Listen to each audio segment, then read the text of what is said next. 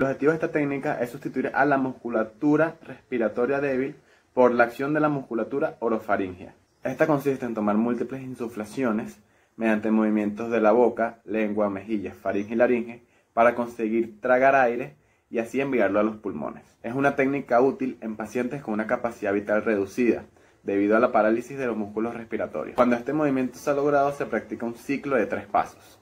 La boca y la faringe se llenan de aire al presionar el cartílago cricoides y la lengua. Mientras se mantiene esta posición, los labios se cierran, atrapando el aire. Permite que el suelo de la boca y el cartílago cricoides suban a su posición normal, mientras el aire es bombeado a través de la laringe hasta la tráquea. Esta secuencia se debe practicar lentamente al principio y luego se acelera progresivamente hasta que fluya el movimiento. La respiración glosofaringea no se debe intentar en pacientes con trastornos neuromusculares de la deglución y en pacientes con trastornos progresivos. También está contraindicada en pacientes con enfermedad pulmonar obstructiva crónica. La técnica de buteyko es una alternativa eficaz para los pacientes que cursan con desórdenes ventilatorios, principalmente de tipo obstructivos. Fue creada para el manejo no farmacológico del asma bronquial. Se indica también para pacientes que tienen asma de cualquier edad y en cualquier tipo de severidad. El asma permite el manejo de los desórdenes en los que se cursa con hiperventilación. La comprensión fisiológica de esta técnica se basa en la comprensión del comportamiento del dióxido de carbono, que influye directamente en los sistemas de regulación del ácido base.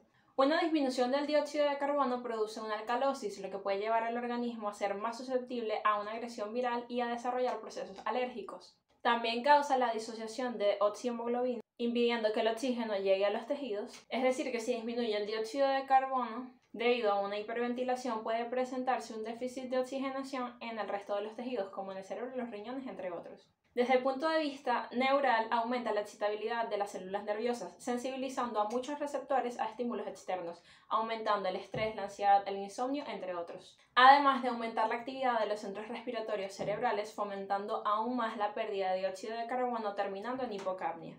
Lo significativo de esta técnica es tener en cuenta lo que Buteyko denominó hiperventilación oculta, que no es visible en el paciente. Si el paciente hiperventila exageradamente, puede presentar importantes complicaciones a corto plazo, pero si la hiperventilación es leve, puede presentar las mismas consecuencias solo que a largo plazo, como sucede en el caso de los pacientes asmáticos. Los causantes potenciales de la hiperventilación son sesiones de ejercicio de fisioterapia respiratoria, prácticas deportivas, factores nutricionales, emociones positivas o negativas, calor, dolor, fiebre y ambientes congestionados.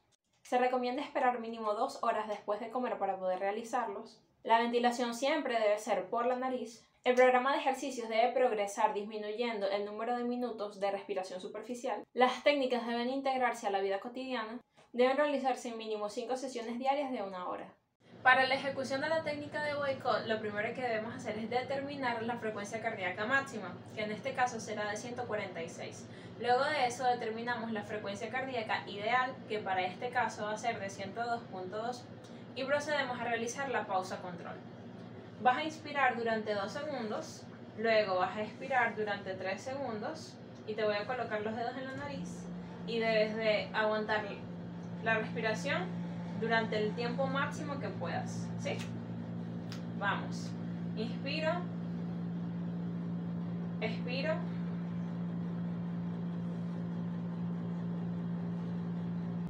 Esto debemos de medirlo con un cronómetro.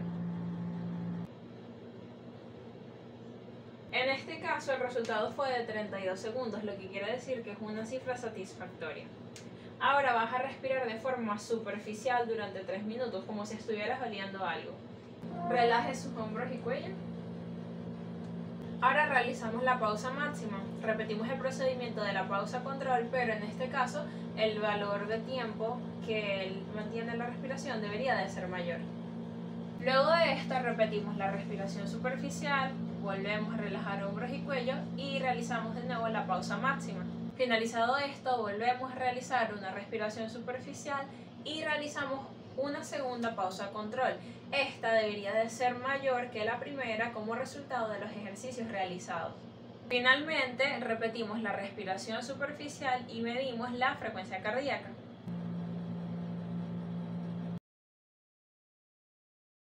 La ducha nasal persigue los siguientes objetivos: la eliminación de secreciones y agentes patógenos a nivel de cavidades nasales y senos maxilares y etmoidales, disminución de los factores de la inflamación, mejorar la aclaración mucociliar a nivel de vías respiratorias superiores, disminuir las afecciones de las vías respiratorias altas y bajas, limpiar la mucosidad de la nariz para que los medicamentos puedan ser más efectivos y limpiar los alérgenos e irritantes de la nariz. Para la técnica de lavado nasal se debe de preparar una solución salina, agua con sal, en un vaso limpio. Se mezcla media cucharada de sal sin yodo en 8 onzas de agua tibia, ya que la sal con yodo puede producir irritación. Y se añade una pizca de bicarbonato de sodio. Si están muy congestionados se utilizan las 8 onzas completas. Si no, 4 onzas es suficiente, y cada vez que se vaya a realizar la técnica de lavado nasal se tiene que preparar una solución nueva. Para realizarla, los adultos y niños mayores se inclinan sobre el lavamanos con la cabeza hacia abajo. Los niños pequeños pueden tener dificultad para cooperar, por lo cual será necesario sujetarlo y ayudarlo.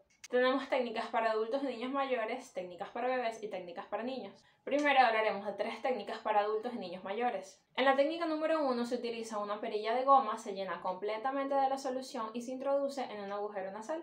Y con el dedo se aprieta la nariz para que la solución no se salga. Suavemente se aprieta la perilla varias veces para que la mezcla se mueva dentro de la cavidad nasal, luego se sopla en la nariz y se repite todo el proceso del otro lado. Para la segunda técnica se coloca la solución en un water pick irrigador de nariz a la menor presión posible.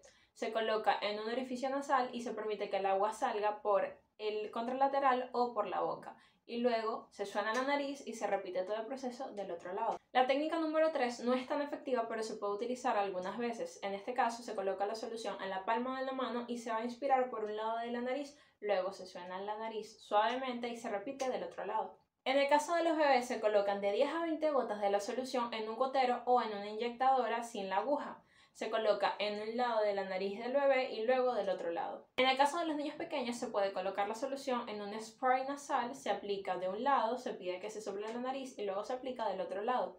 Tanto para niños como para bebés puede que la solución se vaya por la boca y deje un sabor a sal. En este caso el niño puede lavarse la boca para eliminar este sabor a sal. Recomendaciones. Para evitar el crecimiento de bacterias se deben de mantener una correcta higiene en cada uno de los aparatos utilizados. Si varios miembros de la familia realizan las técnicas, cada uno debe tener su propia perilla. Luego de cada uso, la perilla debe ser lavada con agua caliente y a diario se debe limpiar con alcohol. Hay que asegurarse de utilizar agua hervida o filtrada. Utilizar el lavado nasal antes de la medicina ayuda a que la medicina se absorba correctamente. No se debe utilizar si las fosas nasales están completamente bloqueadas. Precauciones. Si existe alguna sensación de presión desagradable en lo alto de las cavidades nasales, puede tener sensación de ahogo, lagrimeo en los ojos y está contraindicado en postoperatorio nasal y pulmonar abierto. En estos casos se debe consultar con el médico.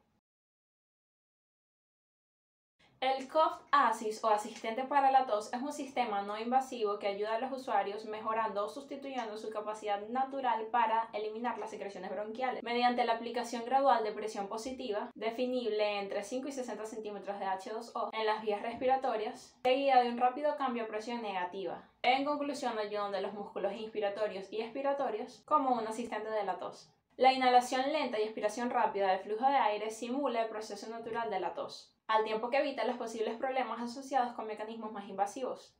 Se han desarrollado técnicas y dispositivos que ayudan a los músculos respiratorios, ya que mientras la afectación muscular empeora, la asistencia manual puede volverse menos efectiva. Por esto es necesario recurrir a la asistencia mecánica para aquellos pacientes que tienen dificultad de colaborar, ya que esto es un mecanismo no invasivo. Este equipo cuenta con un monitor grande a colocar, interfaz intuitiva y ajustes preestablecidos, es liviano y resistente, cuenta con las modalidades manual y automática, posee herramientas de gestión de datos, función de la batería, entre otros, monitorea la frecuencia respiratoria, frecuencia cardíaca, flujo del pico de tos y volumen total, guardando todos esos datos en una tarjeta SD incorporable. ¿Cómo funciona? Simula una inspiración que introduce aire a los pulmones. Tras una pequeña pausa pasa a realizar una expiración rápida que simula una tos natural. Los cambios de presión durante la insuflación y la exsuflación producen unas vibraciones en el interior de las vías aéreas que ayudan a movilizar y desplazar las secreciones. Si las secreciones no terminan de salir al exterior con el dispositivo, se utiliza un aspirador de secreciones para una fase de expulsión.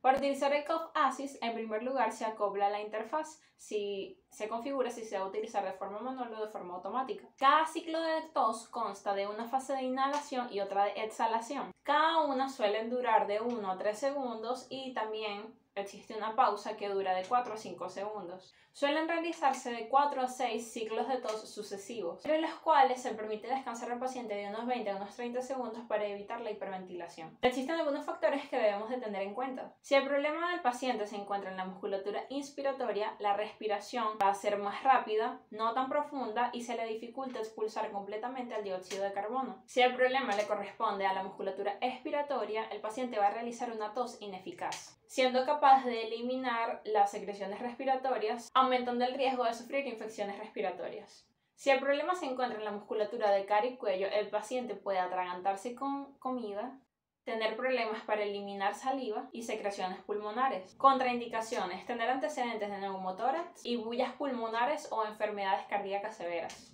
Es importante destacar que su uso no es recomendable en pacientes que tienen hiperreactividad bronquial, ya que aumenta el riesgo de sufrir un broncoespasmo por colapso de la vía aérea.